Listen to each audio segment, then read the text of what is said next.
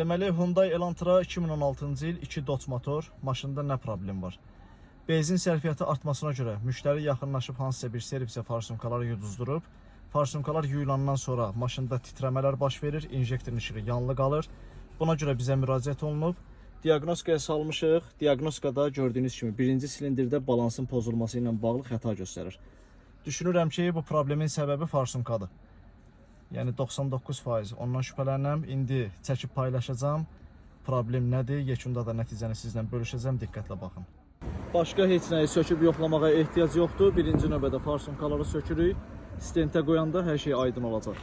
Deməli, birinci silindirin farsumkası bu işarələdiyimiz farsumkadır. Bunlar da o birisi silindirin farsumkalarıdır. Gördüyünüz kimi birinci silindirin farsumkası o birisilərə nisbətdə biraz az vurur. Püskürməsini də göstərim sizə. Yəqin ki, fərq görsənir.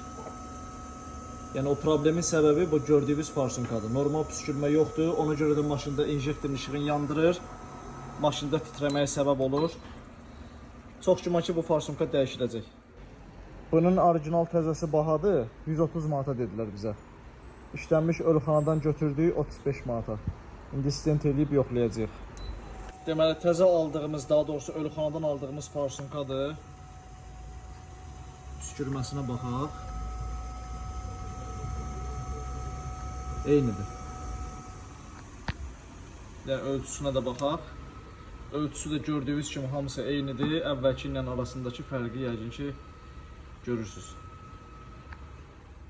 Maşını xodladıq, hər şey ideal vəziyyətdədir. Bu gördüyünüz işıq adaptiv fara sistemi ilə bağlıdır. Yəni bizim gördüyümüz işlə əlaqəli deyil.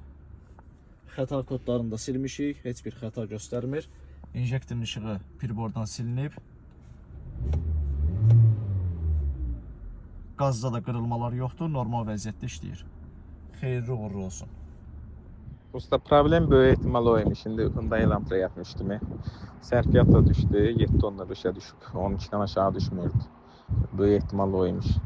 Sağ ol, əl və sağlıq.